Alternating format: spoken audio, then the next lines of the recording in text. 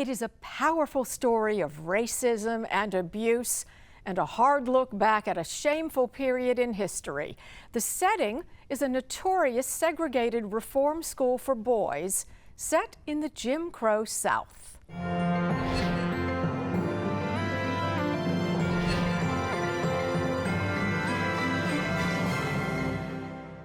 I'm Ann Bocock, and welcome to Between the Covers.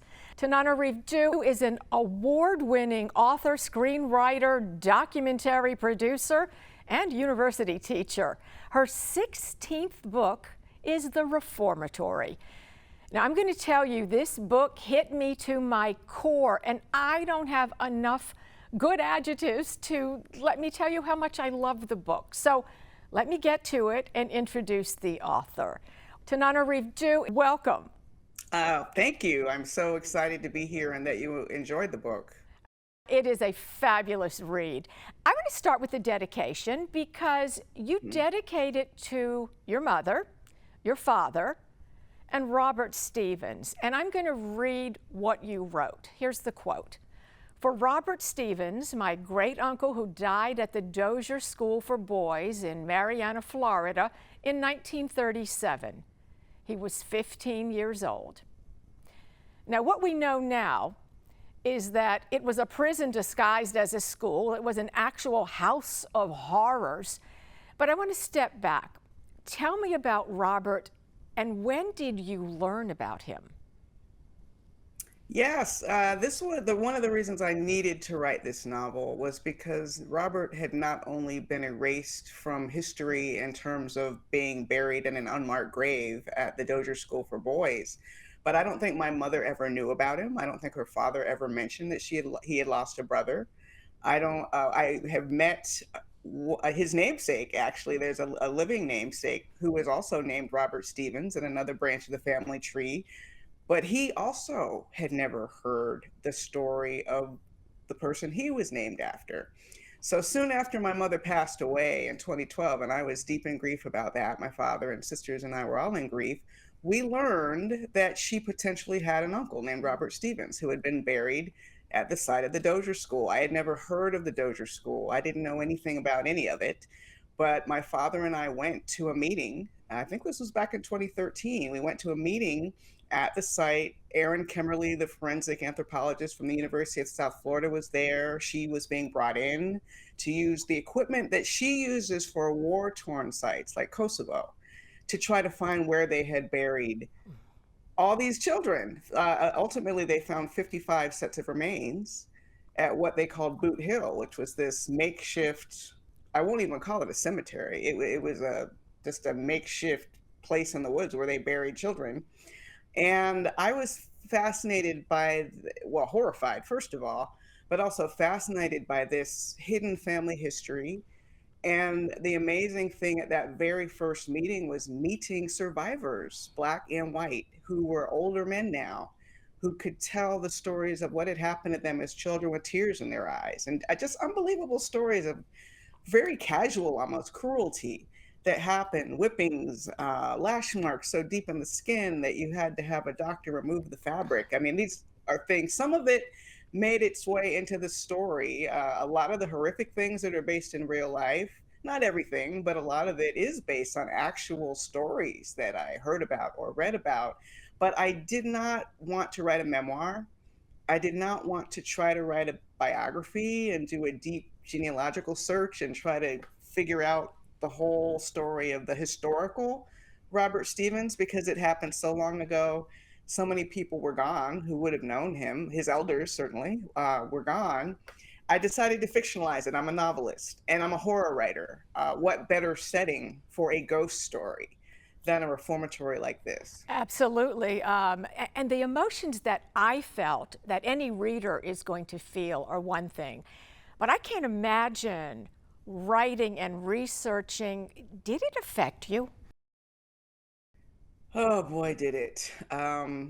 Yes, it did affect me. And that's why it took me more than 7 years to write this novel. I started the initial research in 2013. So the truer story is that it took about 10 years or before it would come out.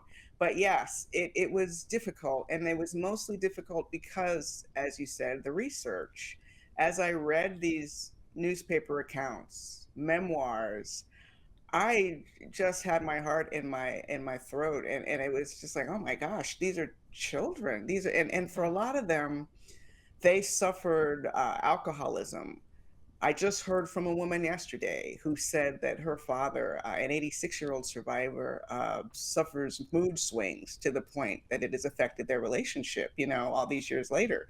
And this was not uncommon. I mean, they were really struggling, and that's why a lot of them felt that they had to come together to shut the place down. First of all, it didn't shut down until 2011, and it was opened in 1900. So it was more than 100 years full of abuse allegations from day one, like constant complaints, but it was too big to fail in Mariana, meaning it supplied a lot of Yeah. employment.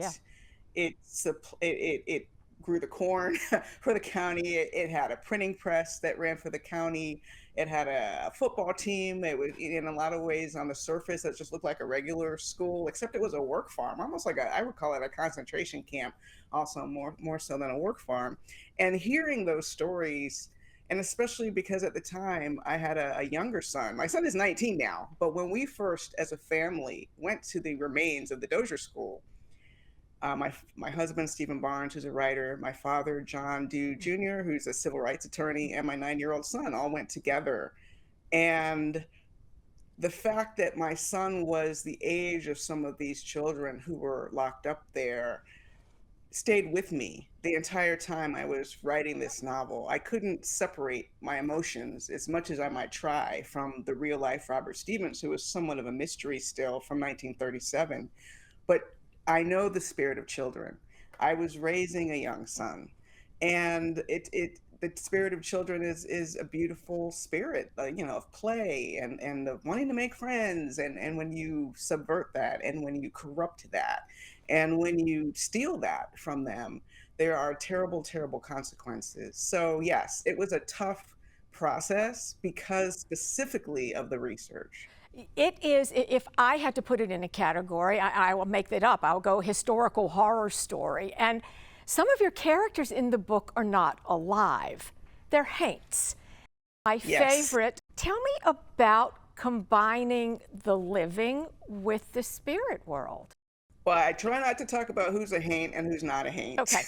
in the story because, but one of the aspects of the reformatory that was very important to me as a horror writer was to try to separate the true life horrors of Mm, abuse and all the terrible right. stories that I'd been researching, from telling a story that's supposed to be, I mean, frankly, entertainment. A horror novel is supposed to be entertainment. So how do you walk that line? And I decided that I would use ghosts, because to write a happy-go-lucky story at the reformatory would have been a lie. I have to honor the violence that took place there over 100 years. But I don't have to subject myself or my readers to scene after scene after scene of children being murdered, Right. and that kind of thing. So the way you do that is with ghosts. So I had established in my short story collections, Ghost Summer and also The Wishing Pool, which came out in April, that I have a town called Gracetown that is my magical Mhm. town. And children are susceptible to the magic. They're most susceptible. So when you get to be about 13, 14, you lose your sensitivity to ghosts. But Robert is still 12. He's still more a child than a young man. And he's very sensitive to the ghosts. So I wanted to add that layer to the story, not just to honor the fact that so many people did die there, but to really delve into the fantasy element of what would it be like if you could see ghosts? What would it be like to try to have a friendship with a With a ghost. ghost, which is fraught with all kinds of issues? And how might the living and the dead unite in a quest for justice? In the book, there is the story of two siblings. You said 12-year-old Robert Stevens, and he has a sister, Gloria. And this is about the 1950s in this fictitious Gracetown in Florida. Go back just a little bit. What is their situation? Why are they alone? Yes, when I decided that I was going to fictionalize it, I decided that I would separate myself from whatever the actual story had been in the 1930s and right about the 1950s because I knew that era better Mhm. from the memoir I co-wrote with my mother, my late mother, Patricia Stevens Do, Freedom in the Family, a mother-daughter memoir of the fight for civil rights. She had told me a lot of stories of her childhood. I had heard my grandmother's stories of her childhood. That era kind of came to life for me. And there's also some amazing research available. Devil in the Grove by Gilbert King was a tremendously helpful book in terms of what the criminal justice system was like in Florida in the 1950s, because I wanted readers to try to understand what it was actually like to have an activist family. Robert comes from an activist family like my parents. So his father, who is on one level a mill worker, but on another level, he's a union organizer, and he's been run out of town for trying to unionize, and unfortunately had an accusation of rape, which I specifically used because that was a tool of terrorism in Black communities during that era. It's a complex notion because in the more modern times, of course, you want to say, well, we believe accusations and give air to accusations. But when you look at the frequency of the accusations against Black men, often they led to like Rosewood would be an example of an entire town Mhm. destroyed over such an accusation. Tulsa, Oklahoma, a white woman making an accusation, not even of rape, but just of inappropriate conduct by a Black man, led to air bombing Black Wall Street and all these. So there were these intense overreactions to accusations. Some of them were in fact false. The one that comes most to mind is Emmett Till, True. whose accuser only recently died, which is mind boggling. He died in 1955 of a lynching, a 14-year-old boy, but she lived on and on and on and later said that, well, I didn't exactly tell the truth about what happened, but Emmett Till is still just as dead. So I intentionally wanted to use that accusation because it was a common tactic. And of course, in literature, we also know it from To Kill a Mockingbird. And I'm sure there's for the very same reason Mhm. Harper Lee would have used that because it was just so common a tactic to chase people out of town, to take their property, to burn down their houses. And really, I wanted a modern reader to understand that there was a kind of terrorism that happened. It's not that you just had white only and colored only signs during Jim Crow and that was it. It took violence to enforce slavery, and it took violence to enforce Jim Crow, to intimidate people against trying to register to vote, to intimidate people out of competing for your jobs. It took violence. And that violence, unfortunately, often included the sheriff's department. So when you look at contemporary mistrust of policing in the Black community, those roots go a long, long way back. And I really wanted to show that roadmap to create a fictitious family of activists. The children, to answer your question, are left alone because he's been chased out of town. He's this little boy. He's now sentenced to a horrible place. And his sister, Gloria, is the one that really, I'm not going to give much away, but she has to find the courage and the smarts to get to the bottom of it and hopefully free him. No surprise that she's named Gloria. Are there similarities to your mother? Absolutely. In deciding to honor my parents, I did very much want to model Gloria after the way my mother seemed to be from her stories when she was in high school.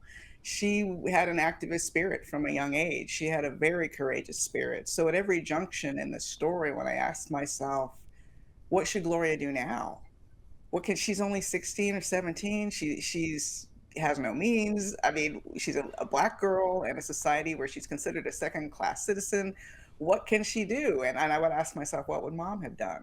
And that was my guiding light through the entire part of the novel. She does some outrageous, Mm-hmm. brave things. And it's like, what would my mother have done? Because the horror story for Robert is inside this terrible institution and a sociopathic warden and all the haints. But the horror story for Gloria, and I call this book Jim Crow horror, is showing how difficult it was to navigate Jim Crow if you were going to stand up for yourself. If you were not going to stand up for yourself, you might not have much money, but you could get by. If you stood up for yourself, that was when the full power of Jim Crow and white supremacy was going to try to crush you. And even as a teenager, she sees that her efforts to do things that really anyone who thought of it might do. Let's get a lawyer. Let's, those things create such rancor in this community. And I want people to understand this is how these events from history you've read about, this is how they happened. I want to know, we talked briefly, you grew up in an activist family. Your father was a civil rights attorney, and your mother was quite the activist.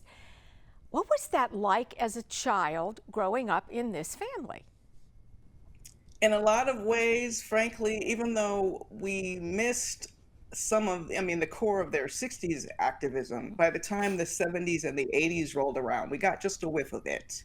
We got first a whiff of the esteem with which they were held in the community, the phone always ringing, people always coming to them for help. That bleeds into the novel because that was Mhm. very much my childhood, meetings in the living room.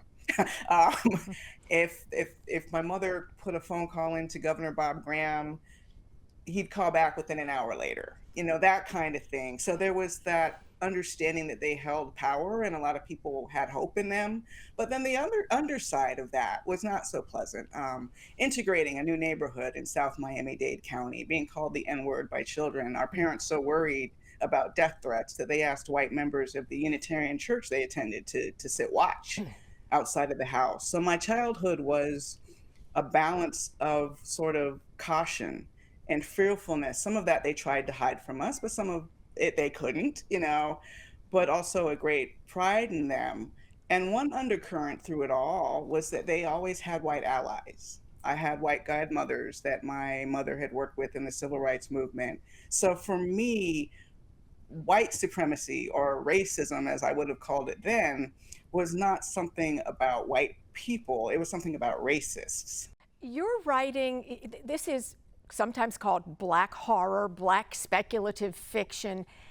Tell me about writing through this particular lens. And is this the sweet spot for you now? You've written, this is number 16.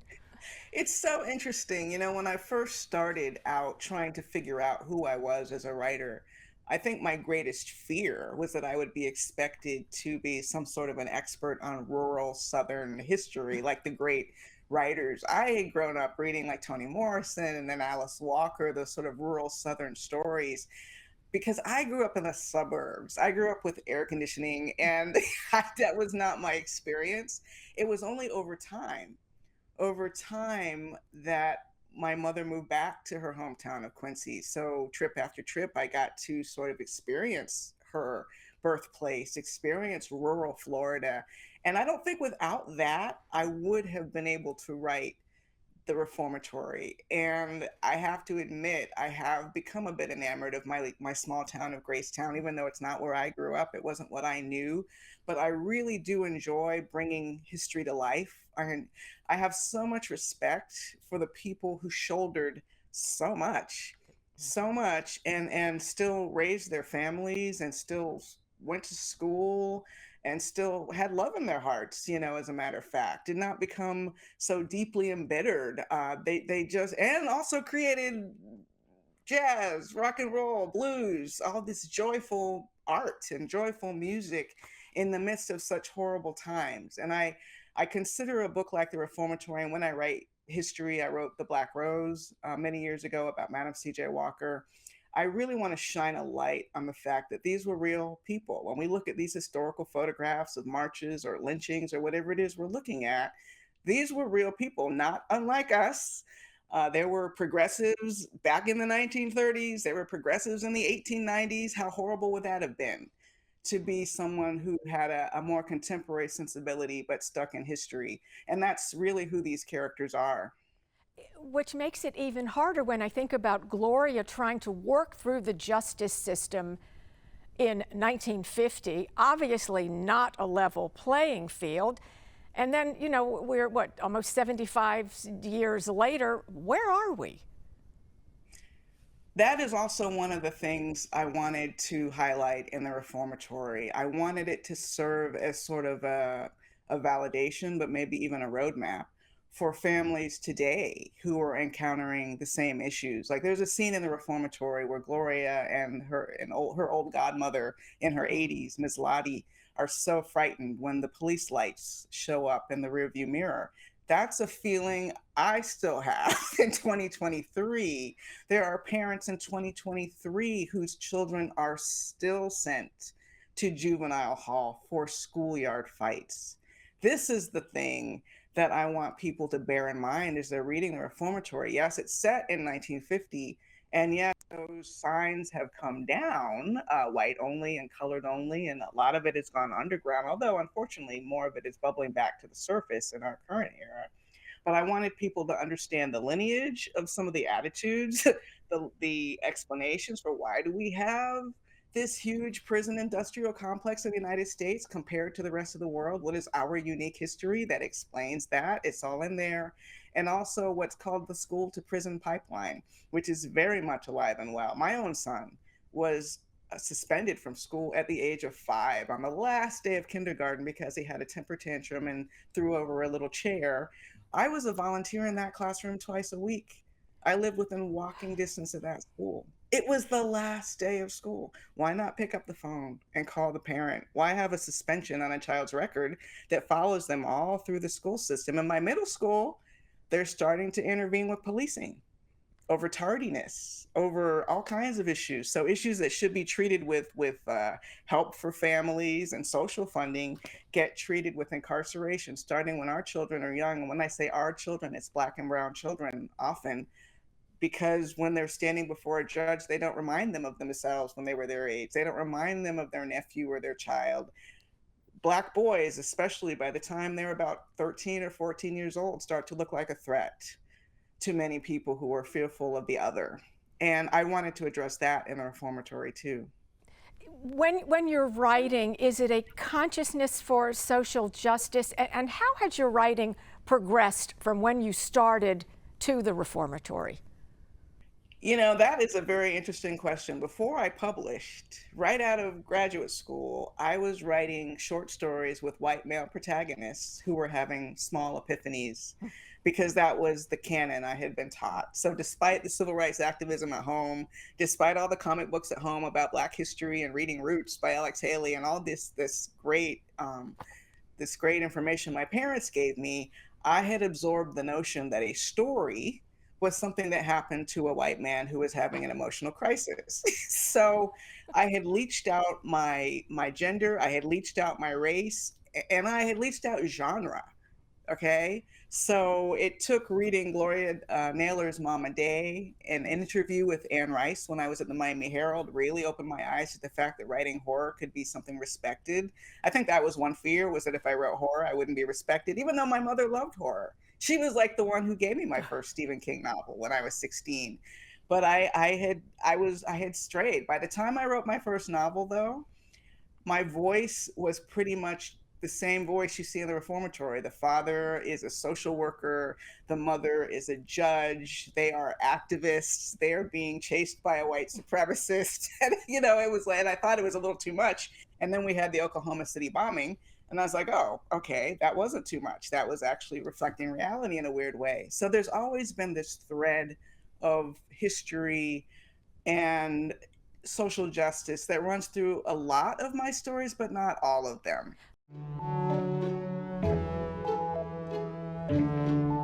Let's switch it up.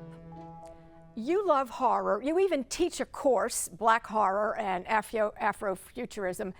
So what scares you?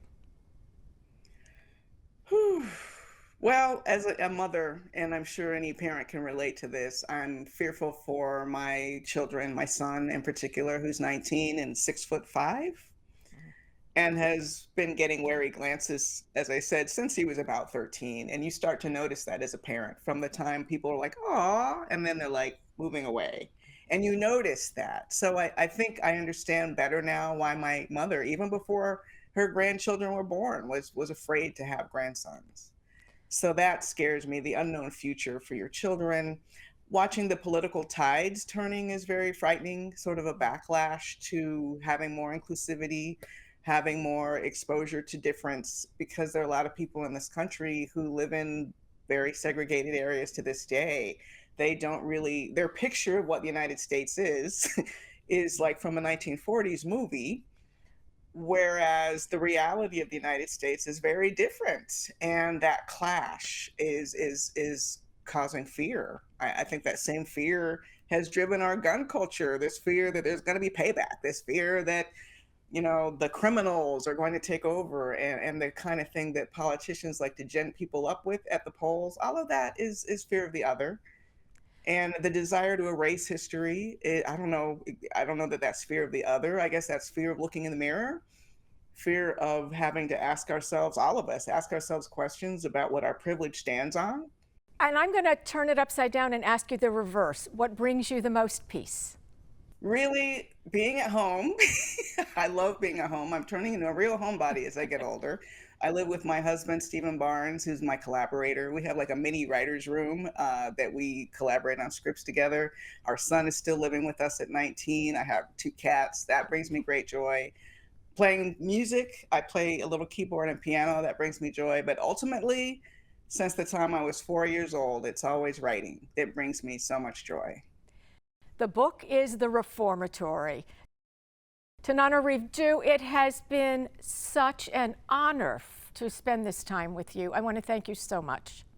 Thank you so much, and I appreciate your questions. I'm Ann Bocock. Please join me on the next Between the Covers.